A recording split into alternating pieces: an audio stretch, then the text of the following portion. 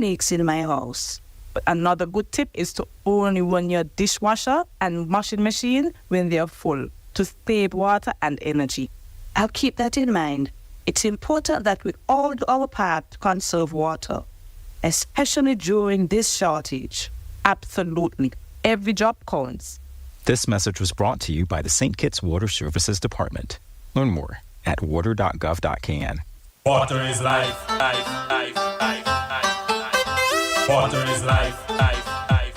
life, life. Do just one thing.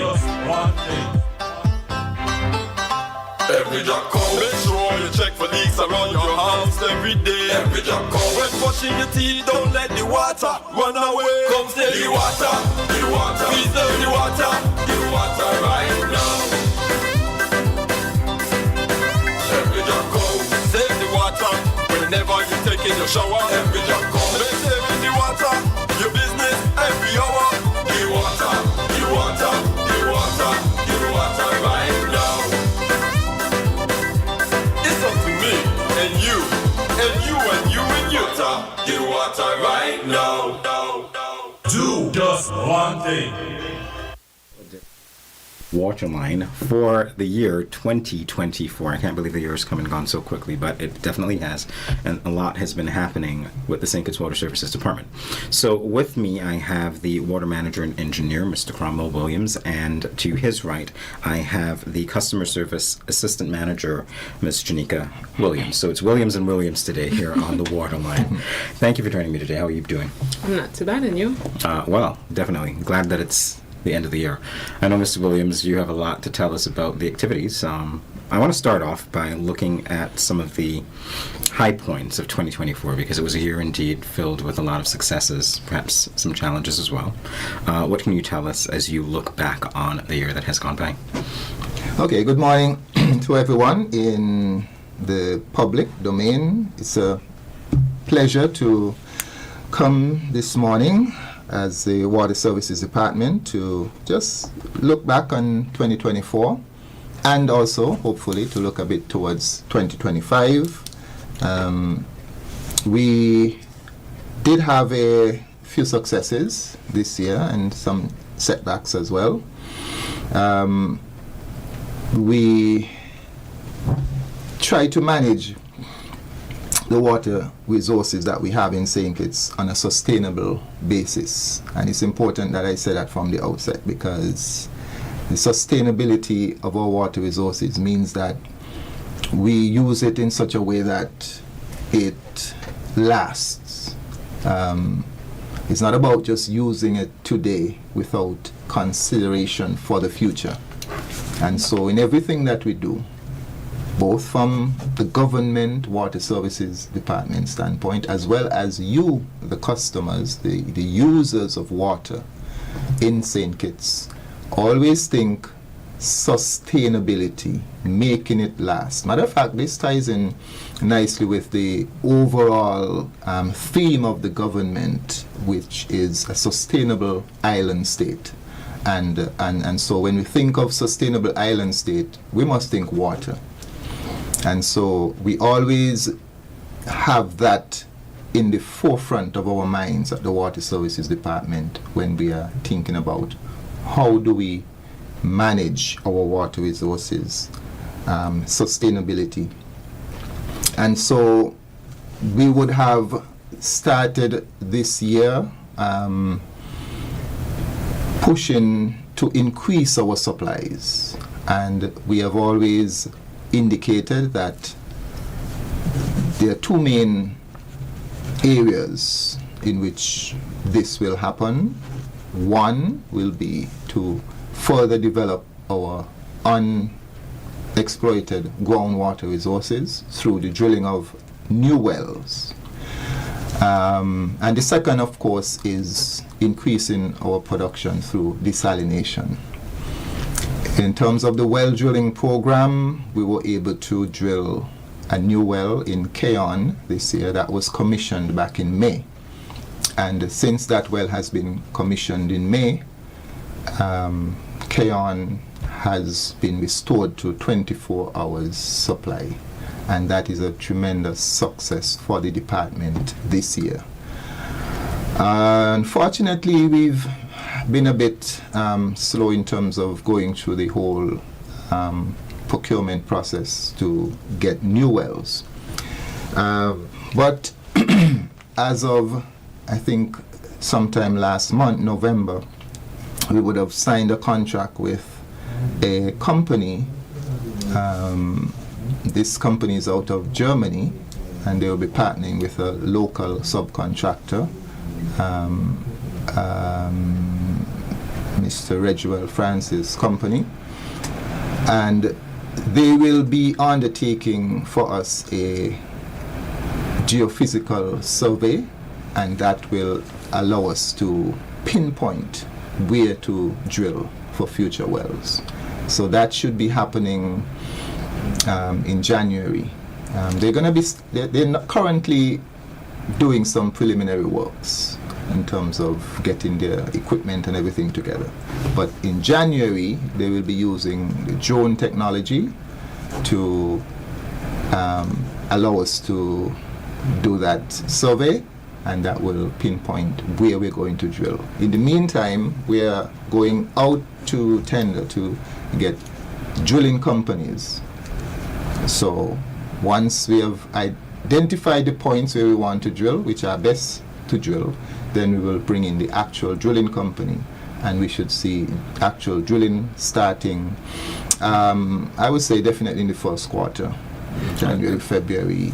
It's an interesting thing because from what I understand of that process, it seems to be environmentally friendly as well, because you're locating those spots without necessarily doing any digging or anything like that. Is that how that works? Yes, it is also more cost effective, I would say, because in previous times we would have drilled test holes, and then based on what we discover as we drill, so we would have drilled a small, like 2-inch test hole, 2-inch diameter test hole, and then based on what we find, that will give us an indication, okay, this looks like a favorable spot, let's proceed to drill the larger well, which is like usually a 10-inch diameter.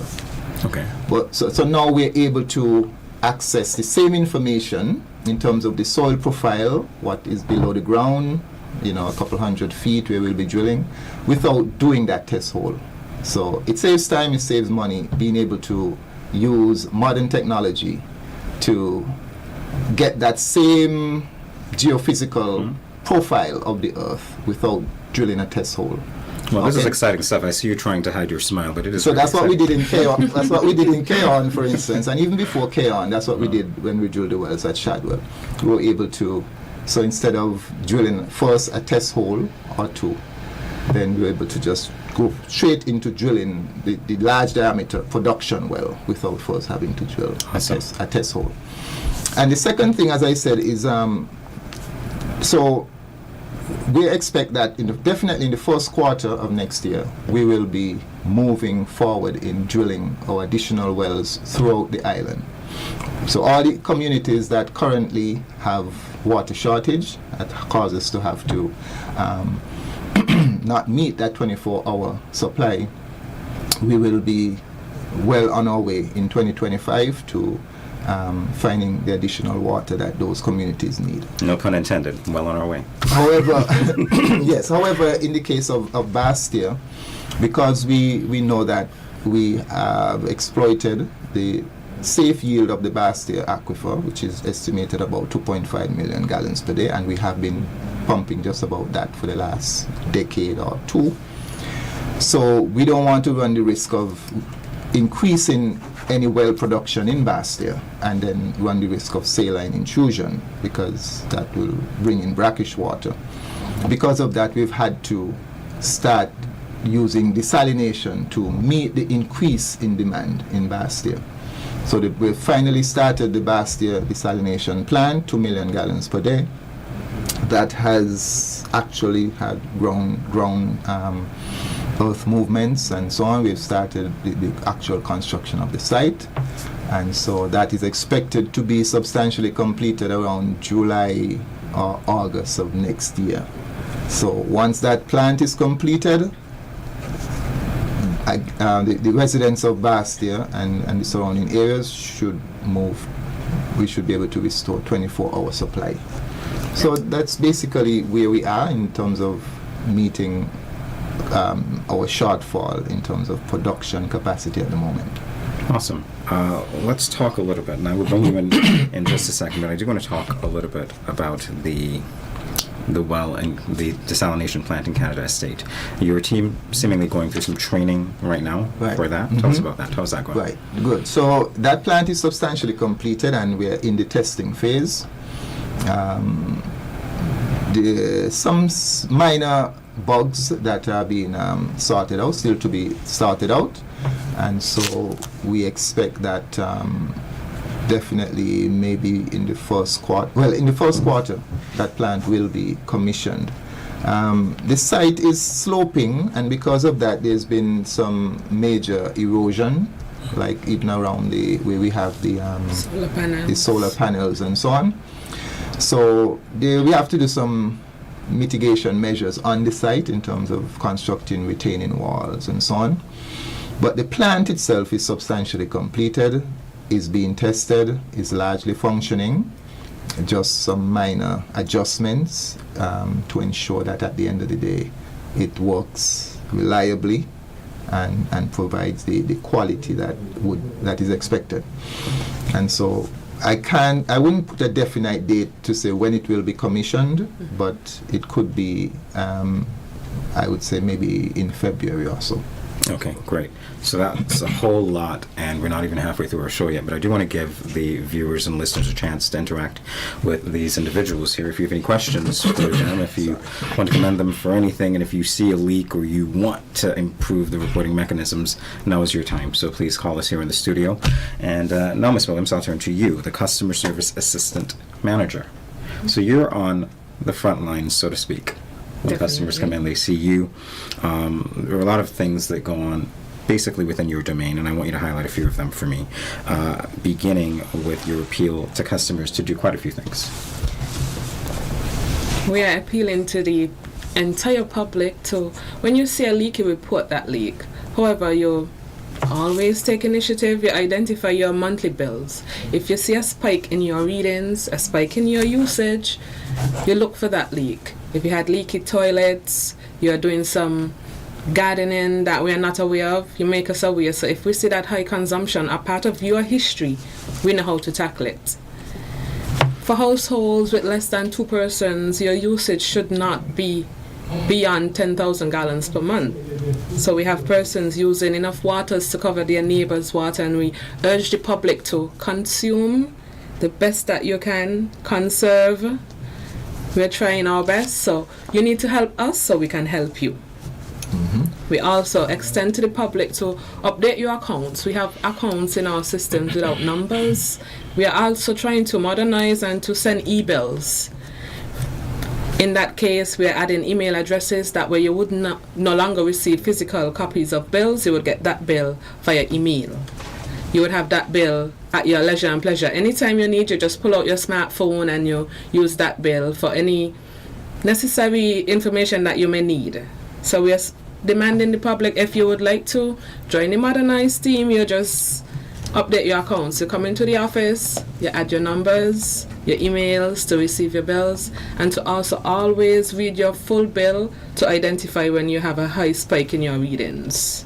Definitely. So join the modernization team. That's a lovely slogan. I'm going to have to borrow that at some point. So a lot definitely going on with Water Services Department. I do want to say, because we've had this discussion before, you were here before, Mr. Williams, of course, is a veteran here as well. So we've talked about engaging customers. The online payment platform is one of those things that you and I discussed with Mr. Mills not too long ago. That was reintroduced this year.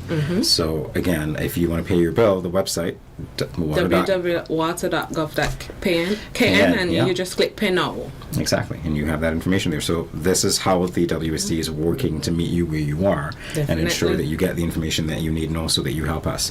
So one of the things that I got from Mr. Williams consistently in our dialogue over these last few months, I would say just about a year now, is the need for partnership between the public and the government. You even said it again here today, sir, the fact that it's not one side doing everything. It's working together. And one of the things that I saw, which I do want to commend the team on, is the fact that when they go out, those guys go out to fix the leak, to address, they wake up early in the morning, as you told me, and they go and they hike and so on. There are some customers who actually do appreciate that, and they say that. The response on Facebook has been commendable for them. They've been telling them, good job. And we don't normally hear that. We don't normally hear positive messages. Right. But I think that it's good because I know that your team works very, very hard. So as we continue this discussion, again, the phone lines are open. If you want to engage these lovely people, feel free to call. If not, we'll just continue among ourselves like we normally do anyway. So we're looking forward now. We're at 2024. We're looking forward to 2025. I know Mr. Williams indicated already some of the things that we can expect in 2025. I won't put this question to him just yet because I know that he's already thinking about beyond 2025 as well, even though he's being modest. But in terms of anything that you can tell us, Ms. Williams, concerning customer service relations, is there anything planned, any new project, any outreach of sorts planned for 2025? At this present moment, no. But we encourage persons, if you have an issue, you can always come in and speak to one of our customer service rep. We are here to lend a hand anytime. Also, we urge the public, if you have tenants and they're moving out, you need to notify the Water Services Department to avoid the backlog in return bills. Definitely. So you and I had this discussion quite a few months ago, I think it was, about who would be responsible for bills in cases where people move out, I think it was, and they didn't log it. Do you remember what you said then? Right. Unfortunately, it would be a part of the account holder. For example, if Mr. Jamie Morris owns a property and I rent from him and I just move, but however I leave a delinquent bill, I would expect Mr. Jamie Morris as the account holder to clear the account. So I'm urging you to help your landlords. Don't just move out. If you use the water, you pay for the water. Yeah, and this is Christmas time, so we all want to save a buck or two. Definitely. Definitely so. So, Mr. Williams, now I turn to you because, as I said before, I figure that you were being a bit modest because, over the last year I've gotten to know you, and I know that when you think of something, you're thinking very long term. So, even beyond 2025, what are we looking at? How do you expect the Water Services Department to position itself to ensure that, again, we guarantee that sustainability that we're looking for, but also in terms of building capacity within the Water Services Department? Okay, good question. So, of course, we always have a long-term strategic outlook with regards to water, and one of the challenges that we've had why we find ourselves in this unfortunate situation where we don't currently have enough water to meet the demand is that basically there was not enough investment by the government in developing additional water sources. But the government in the last couple of years have demonstrated financially, from a financial standpoint, I mean, you hear our minister often indicate that since he's come into office in the last 2 years, he's managed to move the cabinet to, I think, either double or quadruple the amount of funds that are budgeted for water. In fact, the Bastia Desal plant alone is 49, well, let's say 50, because it's going to be more than 50 million time. We have to do the addition for the electricity supply and the water pipes that have to connect the plant to the storage reservoirs and so on. So it's over $50 million, just like that, in practically 1 year. And that's a lot of money. It is. Right? So, but just spending money alone is not the full solution, even though it is critically important that we understand that the business of providing a reliable water supply requires money. Traditionally, it was not like that. We had, once ago, a system that was totally gravity fed, we would say. When the water was only the water coming from the hills, and by gravity it will flow straight to our tap. So it didn't require a whole lot of investment of funds. That has changed because the population has grown and the modernization of the population. Everybody have washing machine, flush toilets, etc., etc. And so because of that, even though the population numbers have not doubled, but the consumption has doubled because people have their washing machines, they wash anytime they want. They flush 5 times a day. We have a call. We do have a call. Good day, caller. You're live. Yeah, good morning. Morning. And good morning to the good people at the water department who do a great job, but it's just the public. Don't try to back you, only and solely. Mr. Waterman, the abuse we're seeing around Bastille, we don't work with it, you know. And something got to happen. You understand? You all got to go to the drawing board and get people in the different communities, them look out for you, because you can't be all over. And we ain't got a society seeing abuse a lot of things in Sinkits and report it. But I'm the big reporter here, because I'm born here, and I will talk here, and they will watch no face. So, when you look at a lot of these standpoints, some in certain areas should move. But some in certain areas should move because it's too much abuse. And water is scarce, just like money. And we got to look out for these, for the water. Because I like my skin washing up. When I go and give this country me 8 hours, when I reach back in the penthouse, I want this skin here beard. You understand? So, I want to wish you all the best. Oh, as I hear, I want to tell my good friend Conway Maynard. We was in a discussion about 3 weeks ago down at KFC, and he told me, and he came to my lightning, please to get him. Tell him I come up by the office, and he's a lot of school fees. Come down by my office, down to Zante, I don't even come back, you know. Because Greenland, they don't look like that, them club wall. Me as a little boy used to want to see how that they know, and we gotta do better. Have a good morning, GQ. This country love you. Only you bring it. GQ, you bring it. Thank you. Thank you. Well, I want to say thanks to that caller for, echoing the sentiments that the water department does need the public support.